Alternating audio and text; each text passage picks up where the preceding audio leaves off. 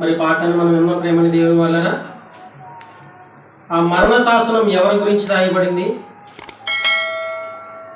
మరి మనం మరణం అవ్వాలి అనే విషయాన్ని, మరణమైన తర్వాత మన ఆత్మను మరి ఎక్కడికి వెళ్ళాలి అనేది దేవుని యొక్క గ్రంథం మనకు తెలియజేస్తుంది. కాబట్టి ప్రేమైన దేవుని వలన మరణం అవుతున్న మనం మరి యేసుక్రీస్తు ప్రభు వారే ఆ మరణాన్ని గురించి ఏం చెప్తున్నాడు, మరణ శాసనాన్ని రాసింది ఎవరు, మరణం అయ్యేది ఎవరని అని చెప్పబడుతున్న మాటల్లోని ఆంతర్యాన్ని మనం గుర్తెరిగిదాం. ప్రేమని దేవుని వలన హెబ్రీయులకు రాసిన పత్రిక 9వ అధ్యాయము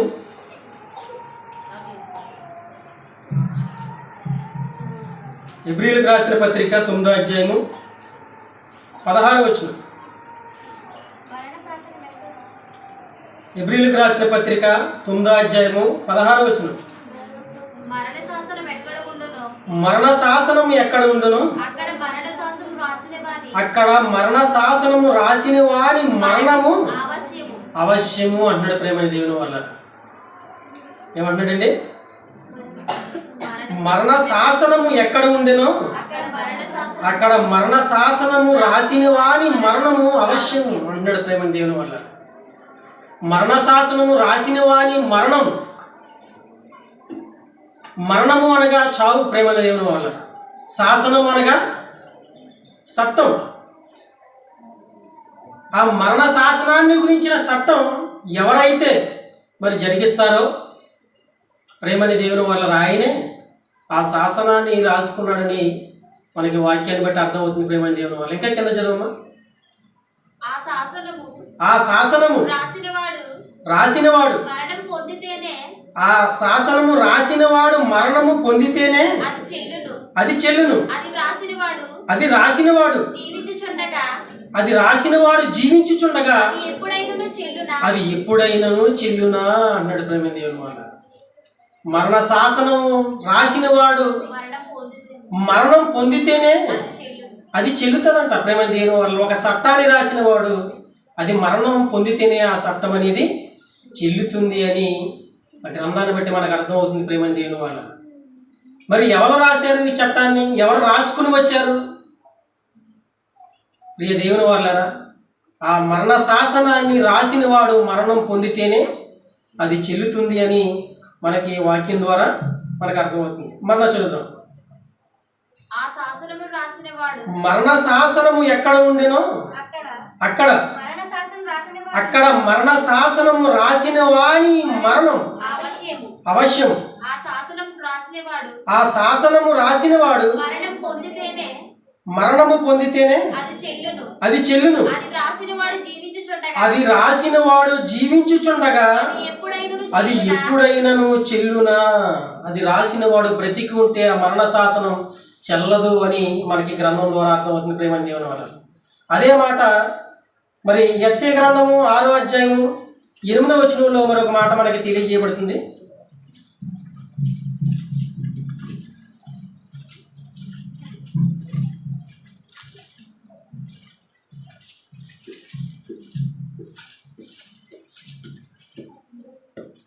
యెషయా గ్రంథము 6వ అధ్యాయము 8వ వచనం.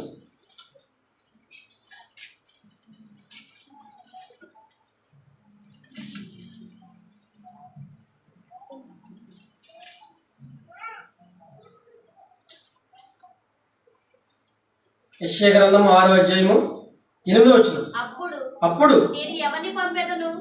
నేను ఎవని పంపెదను, నా నిమిత్తము ఎవడు పోవునని ప్రభువు సెలవీయగా వింటిని. అంతట నేను చిత్తగించుము, నేనున్నాను, నన్ను పంపుమనగా అంటున్నాడు. ప్రేమ దేవుని వల్ల యేసుక్రీస్తు వారు పరలోకములో ఉన్న కన్నతండ్రి ఇదిగో మా నిమిత్తం ఎవరు పోవాలని, నా పిల్లలను రక్షించడానికి ఎవరు వెళ్తారని ఆయన మాట్లాడుతున్నాడు. ప్రేమ దేవుని వల్ల నా పిల్లలను రక్షించడానికి ఎవరు పోవాలి, ఎవరు వెళ్తారు అని ఆయన అడుగుతున్నప్పుడు యేసుక్రీస్తు వారు అంటున్నాడు, ప్రభువా నన్ను పంపు, నేను పోవుదును, నేను వెళ్తాను అని ఆయన శాసనాన్ని ఆయనే రాసుకుని ఈ భూమి మీదకి వచ్చాడు. ప్రేమ దేవుని వల్ల ఆయన మరణ శాసనాన్ని ఆయనే రాసుకుని, ప్రభువా నీ పిల్లలను రక్షించడానికి నేను మరణం అవినంతగా నేను దాన్ని రాసుకున్నానని ఆయనే సెలవిస్తున్నాడు ప్రేమ దేవుని వల్ల. ఆయన మరణ శాసనాన్ని ఆయనే రాసుకున్నాడు. ఆయన శాసనాన్ని రాసుకున్నవాడు బ్రతికుండిన ఎడల అది ఎప్పుడైనాను చెల్లునా అన్నాడు. శాసనాన్ని రాసుకున్నవాడు బ్రతికుంటే అది చెల్లదని ఆయన గ్రంథం ద్వారా ఆయన తెలియజేయబడుతుంది. ఇక్కడ యెషయా గారి ద్వారా మాట్లాడుతున్న మాట మరి యెషయా ప్రవక్తతో మాట్లాడుతున్నాడు, అలాగనే యేసుక్రీస్తు వారు కూడా మాట్లాడుతున్నట్లుగా మనకు అర్థమవుతుంది. అప్పుడు నేను ఎవరిని పంపేదను, మా నిమిత్తము ఎవడు పోవునని ప్రభువు సెలవీయగా ఇంటిని అంతటా నేను చిత్తగించుము, నేనున్నాను, నన్ను పంపమనగా అని యేసుక్రీస్తు వారు మాట్లాడుతాడు ప్రేమ దేవుని వల్ల. ప్రభువా నీ చిత్తాన్ని నెరవేర్చడానికి, నీ ఇష్టాన్ని మరి ప్రజలందరికీ చెప్పడానికి నన్ను పంపు, నేను వెళ్తాను అని యేసుక్రీస్తు వారు మాట్లాడుతున్నాడు. ప్రియ సహోదరి సహోదరులారా, ఆయన నిమిత్తము మరి ఆయనను చంపాలని మరి దేవుడు అనుకోలేదు ప్రేమ దేవుని వల్ల. ఆయన ఇష్టాన్ని, తండ్రి ఆవేదనను చూడలేక ఇదిగో నేను వెళ్తాను ప్రభువా నన్ను పంపు అని యేసుక్రీస్తు వారు మాట్లాడుతున్నాడు. ఇదిగో నీ పిల్లలను రక్షించడానికి నేను పోవాలి. మరి ప్రజలందరూ పాపాల నుండి విముక్తి కలగాలి అంటే, వాళ్ళని పరిశుద్ధపరచాలంటే ఒక పవిత్రమైన రక్తం కావాలి ప్రేమని దేవుని వల్ల. ధర్మశాస్త్ర ప్రకారంగా పాప పరిహార్థ బలిగా ఇదిగో పశువులను కానివ్వండి, పక్షులు కానివ్వండి, ఒక బలి అనేది జరిగేది ప్రేమని దేవుని వల్ల జరిగేది. కానీ ఇక్కడ వచ్చేసరికి పరిశుద్ధుని యొక్క రక్తం కావాలి. మనుషులందరూ కూడా పరిశుద్ధులు కావాలి అంటే పరిశుద్ధమైన రక్తాన్ని ఇదిగో సిందించాలి ప్రేమని దేవుని వల్ల. అందుకు కాబట్టి ఇదిగో యేసుక్రీస్తు వారి యొక్క బలి అనేది అక్కడ జరుగుతుంది ప్రియ సహోదరి సహోదరులను. అందుకనే ఆయన మాట్లాడుతున్నాడు. ఆయన చెప్తున్న మాట మళ్ళీ చదవనప్పుడే, అప్పుడు నేను ఎవరిని పంపేదను, నా నిమిత్తము ఎవడు పోవునని ప్రభువు సెలవయ్యగా అంటే దేవుడు చెప్పగా నేను విన్నాను. అంతటా నేను చిత్తగించుము ప్రభువా నేనున్నాను, నన్ను పంపుము. నేను వెళ్తాను ప్రభువా భూమి మీదకి నీ పిల్లలను రక్షించడానికి, ఇదిగో నీ పిల్లలను పరిశుద్ధపరచడానికి, నిత్య జీవాన్ని నడిపించడానికి, నిన్ను సంతోషపెట్టడానికి నా మరణ శాసనం ఇదిగో నేనే రాసుకుంటానని ఆయన శాసనాన్ని ఆయనే రాసుకుని ప్రేమని దేవుని వల్ల మనందరి నిమిత్తము ఆయన బలిగా ఈ భూమి మీద ఆయన పవిత్రమైన రక్తాన్ని సిందించాడు. ప్రియ సహోదరి సహోదరులారా, ఆయనగా నాయన ఇదిగో నేను శాసనాన్ని రాస్తున్నాను, నువ్వు వెళ్ళిపోయి బలి అవ్వు అని దేవుడు చెప్పలేదు ప్రేమని దేవుని వల్ల. దేవుడు చెప్పలేదు. కానీ తండ్రి ఆవేదనను చూడలేక, తండ్రి బాధను చూడలేక తన కుమారుడైన యేసుక్రీస్తు ప్రభువుల వారే ప్రభువా నీ చిత్తాన్ని నెరవేర్చడానికి నన్ను పంపు, నేను వెళ్తానని ఆయన ఆజ్ఞ తీసుకునే ఈ భూమి మీదకి రావడం జరిగింది ప్రియ సహోదరి సహోదరులు. అలాగనే హెబ్రీయులకు రాసిన పత్రిక 9వ అధ్యాయము 22వ వచనంలో మరొక మాట మనకి తెలియజేస్తున్నాడు.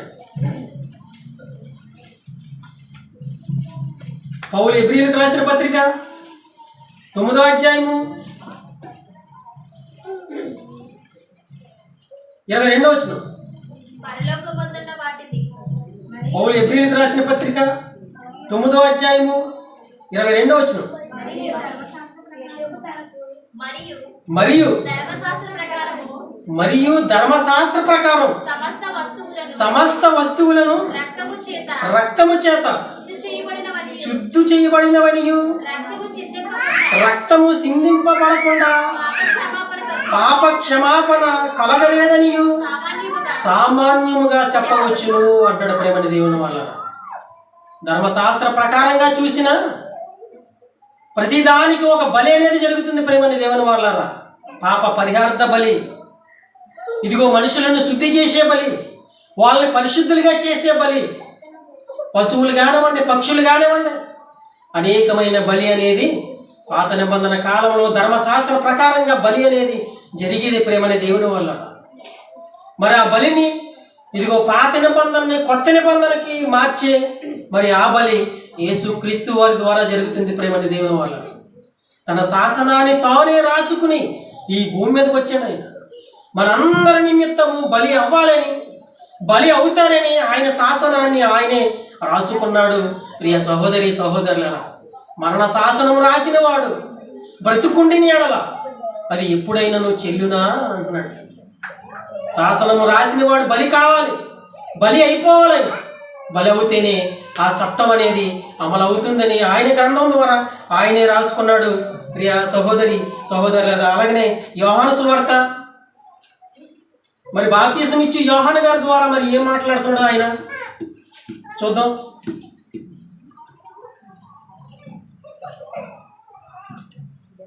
యోహాను సువార్త 1వ అధ్యాయం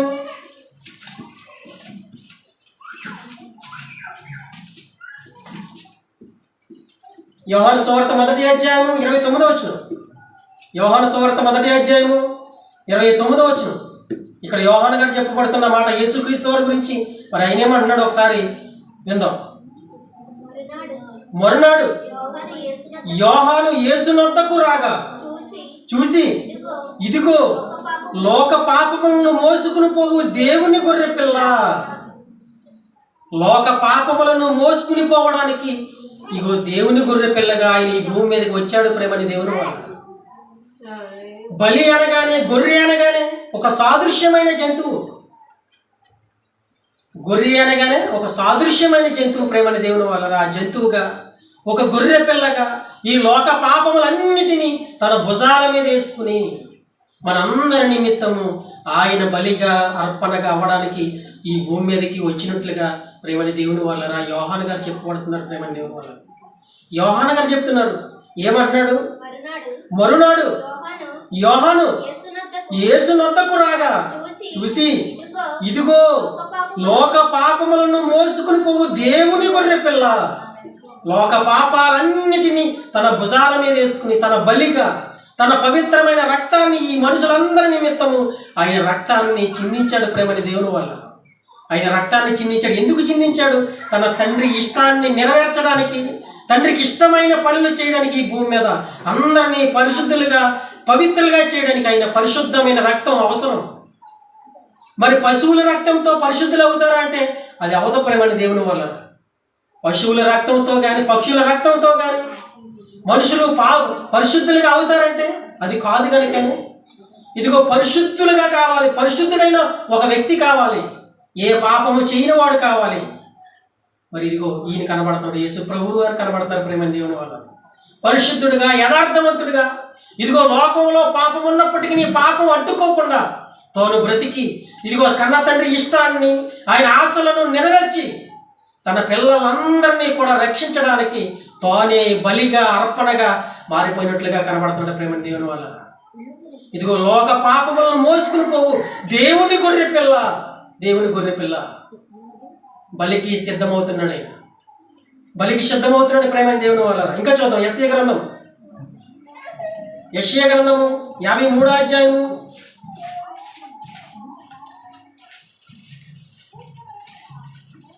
53వ అధ్యాయము 6వ వచనం. యెషయా గ్రంథము 53వ అధ్యాయము 6వ వచనం.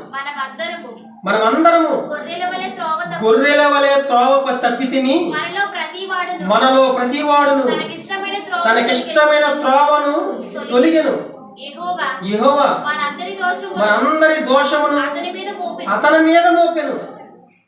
మనందరి దోషాలు ఎవరి మీద మోపాడండి? యేసుక్రీస్తు వారి మీదే మనందరి దోషాలు, మనందరి పాపాలు నిమిత్తము ఆయన బలి కావాలి, బలి కావాలి. ఆయన బలి అవుతేనే ఇదిగో మనం పరిశుద్ధులుగా, యథార్థవంతులుగా, నీతిమంతులుగా ఇదిగో ఆ పరలోకానికి సెలెక్ట్ అవుతాం. ప్రేమ దేవుని వల్ల మనందరి నిమిత్తం బలి కావాలి.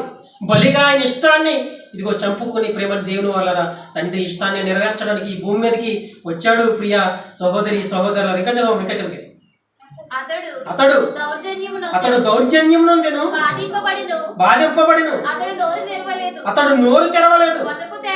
వదకు తేబడి గొర్రెయు బొచ్చు కత్తిరించు వాని ఎదుట గొర్రెయు మౌనంగా ఉండునట్లు అతడు నోరు తెరవలేదు. అన్యాయపు తీర్పు నొందిన వాడే అతడు కొనుక్కోబడెను, అన్యాయమైన తీర్పు పొందినవాడై అతడు కొనుక్కోబడెను. అతనిలో పాపము లేకపోయినా నోరు తెరవట్లేదండి. ఆయన నోరు తెరవట్లేదు. ఎందుకు? మనందరి పాపాల నిమిత్తం ఆయన శాసనాన్ని ఆయనే రాసుకున్నాడు కాబట్టి, ఆయన బలిగా కావాలి కాబట్టి భూమి మీద ఆయన బలి కాకపోతే మనకందరికీ పాప విమోచన అనేది కలగదు కాబట్టి ప్రేమని దేవుని వల్ల ఇదిగో అన్యాయము తీర్పునందున ఆయన నోరు తెరవట్లేదు. ఆయన నోరు తెరవట్లేదు. ఎందుకు ఆయన నోరు తెరవట్లేదంటే ఇదిగో మరణ శాసనం రాసిన వాని మరణం జరగకపోతే అది ఎప్పుడైనాను చెల్లునా అని ఆయన శాసనాన్ని ఆయనే రాసుకున్నాడు. ప్రియమైన సహోదరి సహోదరులు, ఇంకా చదవం కిందకి. అతడు నా జనుల అతిక్రమమును బట్టి మొత్తబడిను కదా, సజీవుల భూమిలో నుండి అతడు కొట్టివేయబడెను. అయినను అతని తరము వారిలో ఈ సంగతి ఆలోచించిన వారెవరు? అతడు మరణమైనప్పుడు భక్తిహీనులతో అతనికి సమాధి నియమింపబడెను.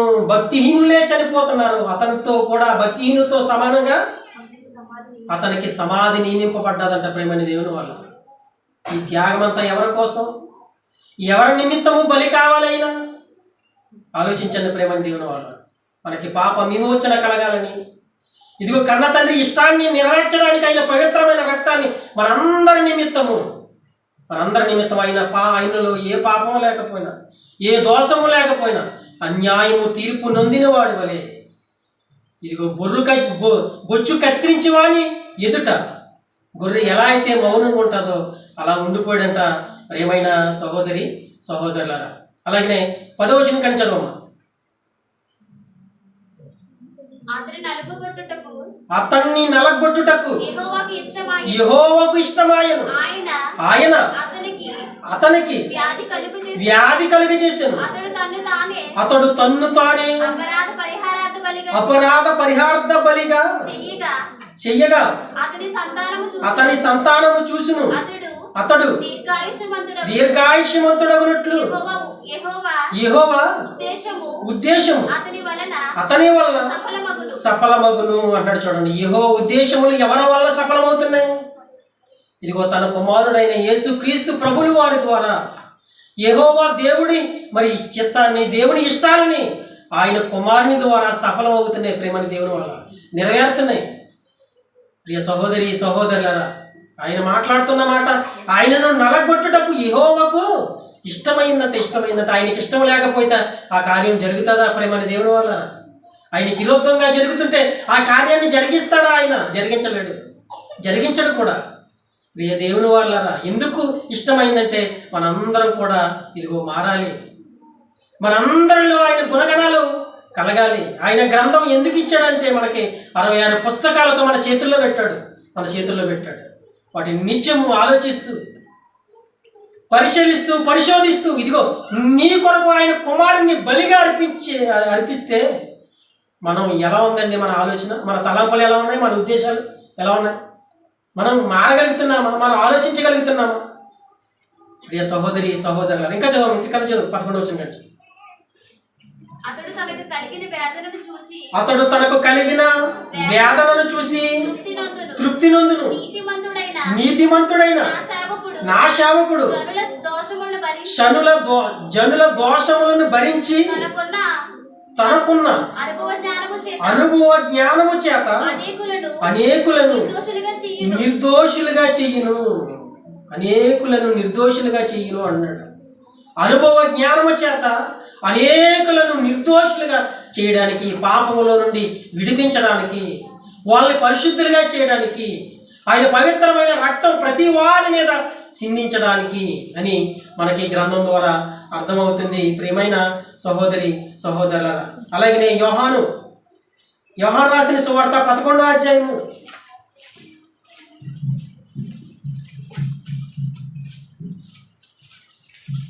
యోహాను రాసిన సువార్త 11వ అధ్యాయము 47వ వచనం.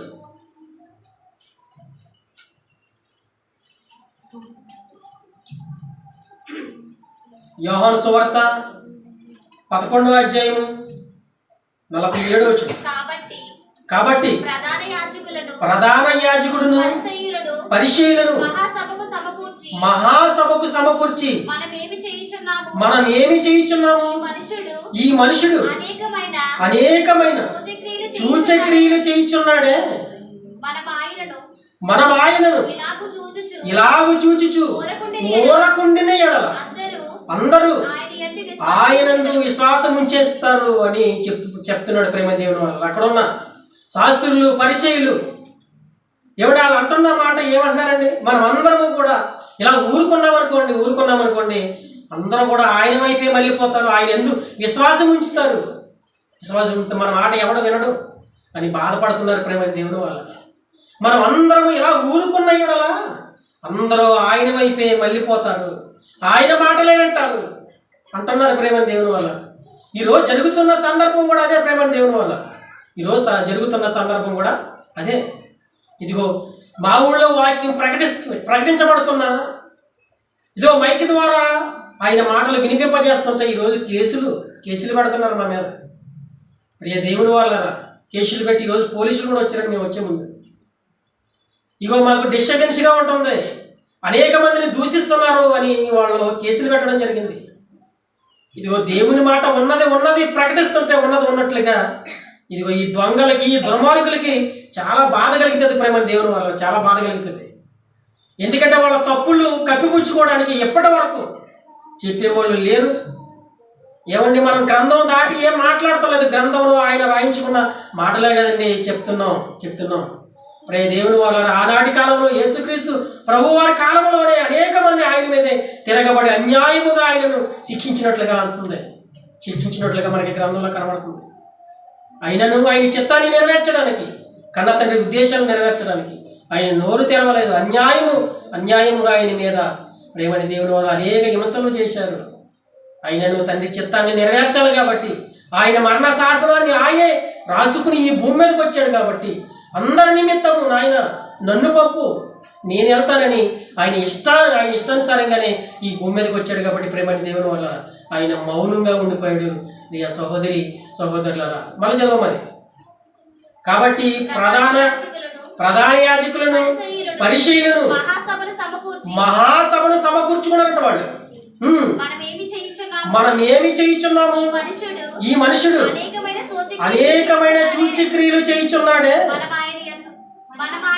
మనం ఆయనను ఇలాగూ చూస్తూ ఊరుకుండిన ఎడల అందరూ ఆయన ఏందో విశ్వాసం ఉంచేస్తారు. అప్పుడు రోమీలు వచ్చి మన స్థలమును మన జనమును ఆక్రమించుకుందరని చెప్పాను. మన జనాన్ని మన బలాన్ని వాళ్ళు ఆక్రమించేసుకుంటారు. మనం ఎందుకు పనికిరాం, ఇప్పటి వరకు మనం బోధించిన బోధలు ఎవరు వినరు అని వాళ్ళు బాధపడుతున్నారు రోమీల ప్రేమని దేవుని వాళ్ళు. ప్రియ సహోదరుల చూడండి, ఇంకా చదవమ్మా.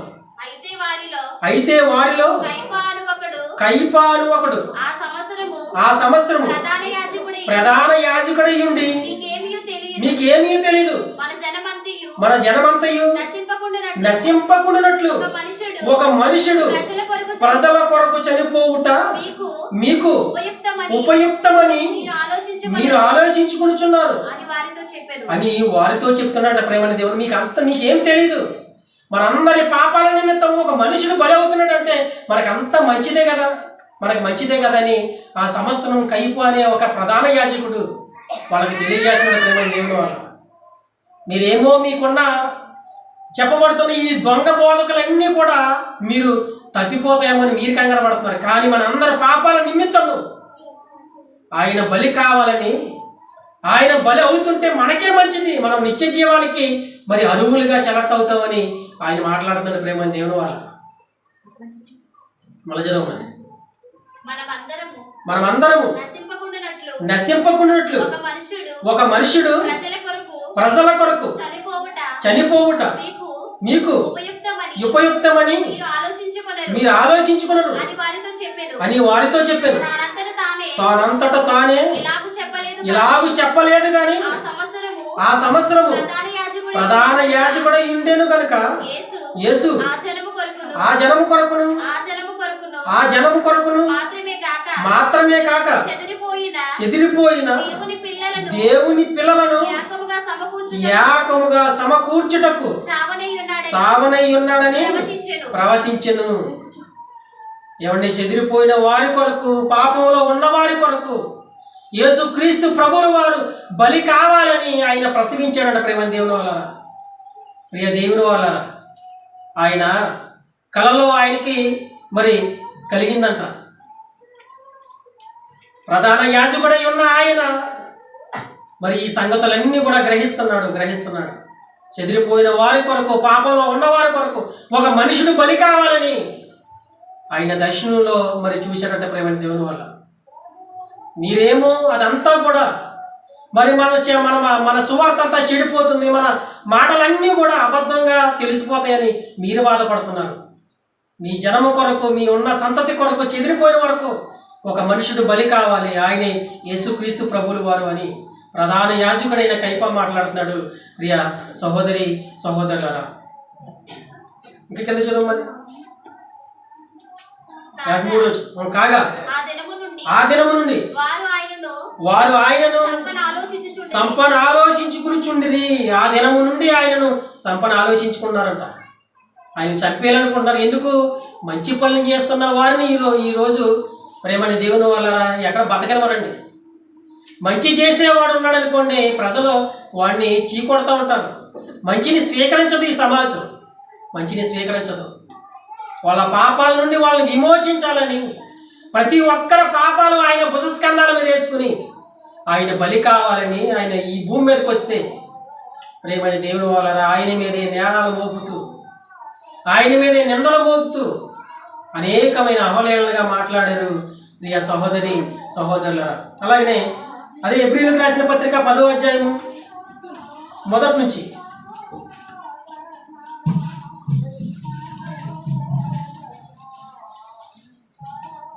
అది ఎబ్రీయులకు రాసిన పత్రిక 10వ అధ్యాయము మొదటి నుంచి ధర్మశాస్త్రము రాబోచున్న మేలుల ఛాయగలదియే గాని ఆ వస్తువుల నిజ స్వరూపము గలది కాదు గనుక ఆ యాజకులు ఏటేటా ఎడతెగకుండా అర్పించు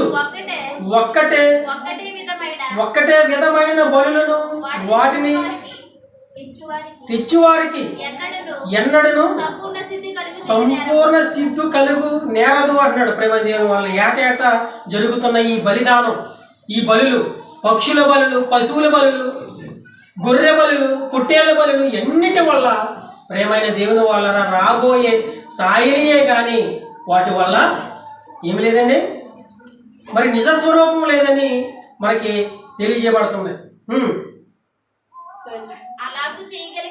అలాగూ చేయగలిగిన ఎడల సేవించు వారు ఒక్కసారే శుద్ధపరచబడిన తర్వాత వారు మనసాక్షికి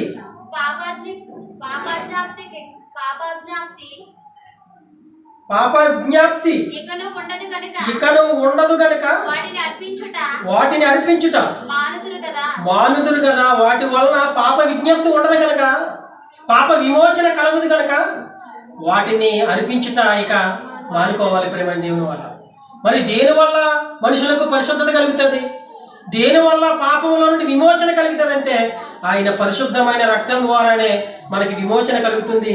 ప్రేమని దేవుని వల్ల 5వ వచనం చదవమ్మా. కాబట్టి ఆయన ఈ లోకమందు ప్రవేశించినప్పుడు ఇలాగూ చెప్పుచున్నాడు, బలియు అర్పణయు నీవు కోరలేదు గాని నాకు ఒక శరీరమును అమర్చితివి, పూర్ణ హోమములను పాప పరిహార్థ బలులను నీకు ఇష్టమైనవి కావు. అప్పుడు నేను గ్రంథపు చుట్టలో నన్ను గూర్చి రాయబడిన ప్రకారము దేవా నీ చిత్తము నెరవేర్చుటకు ఇదిగో నేను వచ్చి ఉన్నానంటిని. దేవా నీ చిత్తాన్ని నెరవేర్చడానికి నేను పరలోకముల నుండి భూమి మీదకి వచ్చింది. ఎందుకంటే ఇదిగో ముందుగానే నన్ను గురించి గ్రంథపు చుట్టల్లో ఏ విధంగా అయితే నన్ను గురించి రాయించుకున్నావో నీ చిత్తాన్ని నెరవేర్చడానికి ఈ భూమి మీదకి వచ్చాను అని యేసుక్రీస్తు ప్రభువుల వారే చెప్తున్నాడు. ప్రేమ దేవుని వాళ్ళ నీ చిత్తాన్ని నెరవేర్చడానికి నా మరణ శాసనాన్ని నేనే రాసుకున్నాను, నీ ఇష్టాన్ని నెరవేర్చడానికి అని ఆయన మాట్లాడుతాడు. ప్రేమ దేవుని వాళ్ళ మరణ శాసనం రాసిన వాడి మరణం పొందకపోతే ఆ మరణం ఎప్పుడైనాను ఆ శాసనం చెల్లునా? శాసనం రాసుకున్న వాడు మరణం పొందాలి. మరణం పొందితేనే మన అందరి పాపాలు నుండి విమోచన కలుగుతుంది. పరిశుద్ధులుగా మనం కలగబడతాం ప్రేమ దేవుని వల్ల. ఇంకా చూద్దామండి, ఇంకా చదవం. బలులు అర్పణలు పూర్ణ, అది కదమ్మా. ఇంకా కిందకి చదివి 15వ వచనం వరకు చదువు.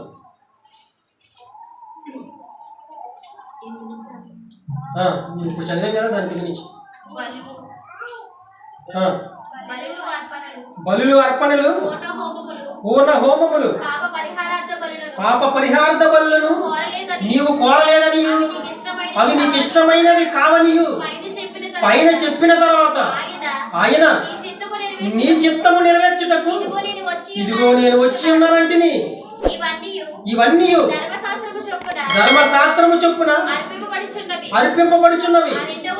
ఆ రెండవ దాన్ని స్థిరపరచుటకు మొదటి దాన్ని కొట్టివేయుచున్నాను అన్నాడు. ఆ రెండవ దాన్ని స్థిరపరచాలంటే మొదటి దాన్ని కొట్టివేయాలి ప్రేమని దేవుని వాళ్ళు. కొత్త నిబంధన స్థిరపరచడానికే ఇదిగో నేను వచ్చి ఉన్నాను అంటాడు. ప్రియ సహోదరి సహోదరులారా, ఆయన చెప్పబడుతున్న మాట, ఆయన మాట్లాడలోని ఆంతర్యమును మనం గుర్తించగలిగితే, ఇదిగో మొదటి గ్రంథంలో చూడగలిగితే ధర్మశాస్త్ర ప్రకారంగా ఇదిగో పశువుల బలి వలన పక్షుల బలి వలన ప్రతి ఒక్కరి పాపమును విమోచన కలగలేము, పరిశుద్ధులు కాలేము మనం. కాబట్టి ప్రేమని దేవుని వాళ్ళ రాబోతున్న ఛాయలకై అని జరగబోతున్న బలి నిమిత్తమే వీటిలన్నిటినీ ముందుగా ఛాయలుగా నిజస్వరూపాలుగా మనకి పెట్టాడు. కానీ వాటి వల్ల ఎవరు పాపము నుండి విమోచన కలగలేదు ప్రేమని దేవుని వాళ్ళ. విమోచనం కలగదు. పశువుల బలి నుండి కానీ పక్షుల బలి నుండి కానీ ఎవరు కూడా పరిశుద్ధులు కాలేదు. అదే చెప్తున్నాడు. ఇంకా కింద చదువున్నాడు.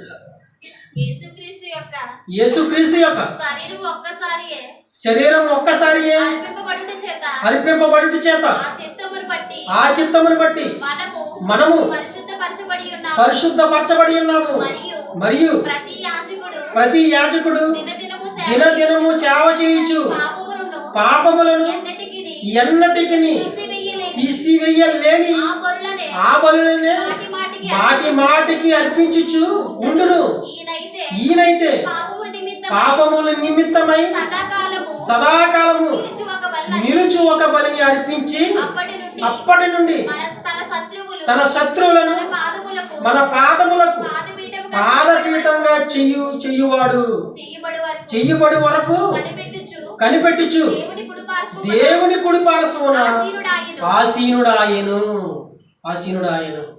రేవని దేవుని వల్ల ప్రతి ఒక్క పాపము ఎవరిని పరిశుద్ధపరచబడతాం. ఇదిగో ఒక్క బలితోటే అందరినీ కూడా పరిశుద్ధపరుస్తున్నాను నేను. అందరి పాపాల నిమిత్తము ఇదిగో మీకు అవకాశం అనేది కలుగుతుంది అని ఆయన పాపం మనందరి పాపం వలన ఆయన ఒక బలి వల్ల మనం పరిశుద్ధుల కారణానికి అవకాశాన్ని ఇస్తున్నాడు. ప్రేమని దేవుని వల్ల అవకాశాన్ని ఇస్తున్నాడు. ఆయన ఒక్కసారే బలి అయ్యాడు. మరి ఈరోజు సిలువ జానాలని 40 దినాల జానాలని ఇలాగా ఆయనను అవమానపరుస్తూ నిందలపరుస్తూ ప్రేమని దేవుని వల్ల వాక్యం తెలియని అన్యుల మధ్య ఆయన్ని కించపరిచే విధంగా ఈరోజు ఆచారాలతో పద్ధతులతో జరిపిస్తున్న వారు ప్రేమని దేవుని వల్ల కోకోలుగా ఉన్నారు. ఆయన ఒక్కసారే బలయ్యాడు. బలయ్యాయన ఎక్కడున్నాడు? 3వ దినాన్న లేచి ఇదో పరలోకములో ఉన్న కన్న తండ్రి కుడి పార్శ్వమున ఆసీనుడిగా కూర్చున్నాడు. ప్రేమని దేవుని వల్ల ఆసీనుడు అయ్యాడు. పరలోకములో ఉన్న కన్న తండ్రి దగ్గరికి నేను వెళ్ళిపోయానని చెప్తున్నాడు. ఈ భూమి మీద పాపపు శరీరాన్ని ధరించుకున్న నేను మీ అందరి నిమిత్తం ఈ లోకంలో ఉన్న పాపం అంటుకోకుండా పరిశుద్ధుడిగా బ్రతికి పరిశుద్ధమైన బలి అర్పించి తన తండ్రి చిత్తాన్ని గురించి మనందరినీ పరిశుద్ధపరిచాడు. ప్రియ సహోదరి సహోదరులారా, ఆయన చెప్పబడుతున్న మాట, ఆయన గ్రంథంలో రాయించుకున్న మాట మనం నమ్మకపోతే మనం రక్షించేవారు ఇంకెవరు ఉండరు. ప్రేమ దేవుని వల్ల మనం రక్షించేవారు ఎవరు ఉండరు. మనందరి పాపాల నిమిత్తం ఆయన ఒక్కసారే బలయ్యాడు. కొత్త నిబంధన స్థిరపరచడానికి పాత నిబంధనను కొట్టివేయడానికి ఆయన బలి అనేది జరిగింది. ప్రేమని దేవుని వల్ల పాత నిబంధన కాలంగా చూస్తే ఇదిగో పాప పరిహార్థుల పక్షుల బలి, పశువుల బలి, తొలుసూలి మరి పశువుల బలి అనేకమైన బలి జరిగాయి. వాటి వల్ల మరి పరిశుద్ధులను కాలేము మనం. కానీ యేసుక్రీస్తు వారి వల్లనే మనందరం కూడా పరిశుద్ధులము అవుతామని ఆయన రాయించుకున్నాడు. కాబట్టి ఇంకా చూద్దాం. లాస్ట్గా కొరింథీయులకు రాసిన రెండో పత్రిక 4వ అధ్యాయము 10వ వచనం. కొరింథీయులకు రాసిన పత్రిక 4వ అధ్యాయము అపోస్తలుడైన పౌలు గారు కొరింథీయులకు రాస్తూ 4వ అధ్యాయం 10వ వచనం. కొరింథీయులకు రాసిన రెండో పత్రిక 4వ అధ్యాయము 10వ వచనం. యేసు యొక్క జీవం మా శరీరమందు ప్రత్యక్షపరచబడుటకై యేసు యొక్క మరణ అనుభవమును మా శరీరమందు ఎల్లప్పుడూ వహించుకుని పోవుచున్నాము అంటున్నాడు. ప్రేమ దేవుని వల్ల ఏమంటున్నాడు? యేసు యొక్క జీవం మా శరీరమందు ప్రత్యక్షపడుటకై యేసు యొక్క మరణ అనుభవమును మా శరీరమందు ఎల్లప్పుడూ వహించుకొనుచున్నాము అన్నాడు. మన శరీరమందు ఎల్లప్పుడూ యేసు యొక్క మరణ అనుభవం మనలో కలగాలి. ఆయన ఎలాగైతే ఇదిగో పరలోకములో ఉన్న కన్న తండ్రి చిత్తాన్ని నెరవేర్చడానికి ఎవడు పోవాలి, ఎవడు వెళ్తాడని ఆయన మాట్లాడినప్పుడు నేనున్నాను ప్రభువా, నన్ను పంపమని యేసుక్రీస్తు వారు ఎలా అయితే తన తండ్రి చిత్తాన్ని నెరవేర్చడానికి వచ్చాడో, తన మరణ శాసనాన్ని తానే రాసుకుని ఎలా అయితే ఈ భూమి మీదకి వచ్చాడో, అలాగే మన చుట్టూ ఉన్న సహోదరుల నిమిత్తము ఆయన మరణ అనుభవం మనం మరి పరిధిలో తీసుకుని దృష్టిలో తెచ్చుకుని మనం కూడా అలా బ్రతకమని ఆయన మాటల ద్వారా మనకు తెలియజేస్తున్నారు. ప్రేమ దేవుని వల్ల ఆయన మరణ అనుభవమును మనము నిత్యము ఆలోచించాలి, పరిశీలించాలి. ఆయన క్రియల ద్వారా మనం బ్రతకమని ఆయన శాసనాన్ని ఆయనే రాసుకున్నాడు. ఆయన శాసనాన్ని ఆయనే రాసుకున్నాడు. మరణ శాసనం రాసిన వాని మరణం ఎలా జరిగిందో చూడండి. ప్రేమ దేవుని వల్ల ఎలా జరిగింది. ఆయన చట్టం మరణం అనగా చావు, చచ్చిపోవడానికి ఒక చట్టాన్ని రాసుకున్నాడు. ఆయన చట్టాన్ని రాసుకున్నాడు. ఆయన భూమి మీద ఈ లోకంలో పాపం ఉన్నప్పటికీ పాపం అంటుకోకుండా పరిశుద్ధుడిగా బ్రతికి ఇదిగో తన తండ్రి చిత్తాన్ని గ్రంథపు చుట్టలో తన్ను గురించి ఏ విధంగా రాసుకున్నాడో ఆ విధంగా బ్రతికి కన్న తండ్రి ఇష్టాన్ని నెరవేర్చాడు. ఈరోజు మనకి చెప్పబడుతున్న మాట, ఆయన మరణ అనుభవంలో మనమందరం పాలుపంపులు పొందుకోవాలి. ఆ మరణ అనుభవాన్ని మనం పరిధిలో తీసుకుని నిత్యం అనుసరిస్తూ చిత్తమైతే మన చుట్టూ ఉన్న సహోదరుల నిమిత్తం వాళ్ళని మార్చడానికి అనేకమైన హింసలు బాధలు భరిస్తూ ఇదిగో కన్న తండ్రికి ఉద్దేశాలు నెరవేర్చే పిల్లలుగా మనం అందరం కూడా ఆయన మరణ శాసనాన్ని ఏ విధంగా అయితే మనకి మరి రాసించాడో అలాగనే మరణ శాసనం కూడా మనం రాసుకోవాలని ఈ మాటలు ముగిస్తున్నాం. ప్రార్థన చేసుకుందాం. పరిశుద్ధుడా, ప్రేమ కలిగిన తండ్రి, కృపా కనికరం గల మా దేవ, ఇదిగో తండ్రి నాకు ఇచ్చిన జ్ఞానాన్ని బట్టి తండ్రి నీ మాటలను వినడానికి తండ్రి నీ గ్రంథంలోని సంగతులను వివరించడానికి మీరిచ్చిన అవకాశాన్ని దేవ ఇదిగో దుర్వినియోగపరచుకోకుండా తండ్రి సద్వినియోగపరచుకోవడానికి దేవా మీ దయని చూపించండి, మీ కనికరం చూపించండి. వచ్చిన నీ బిడ్డలకు అందరికీ నేను ఎంతవరకు అర్థమైందో నాకైతే తెలియదు, కానీ దేవ నీ మాటలు నిష్ప్రయోజనం కాకుండా తండ్రి ప్రయోజనం తీసుకురమ్మని తండ్రి నీ గ్రంథము అనుసారంగా మా జీవితాలను కట్టుకోవడానికి మీ కృప, మీ కాపుదల, మీ కనికరం నీ బిడ్డలకు అందరికీ దయచేయమని తదుపరి జరుగుతున్న కార్యక్రమం అంతటిలో నీ సహాయమును సహకారమును నీ బిడ్డలకు అందరికీ అనుగ్రహించమని మా ప్రభువును మా రక్షకుడైన యేసుక్రీస్తు నామములో ఈ ప్రార్థన ఇచ్చున్నాం తండ్రి.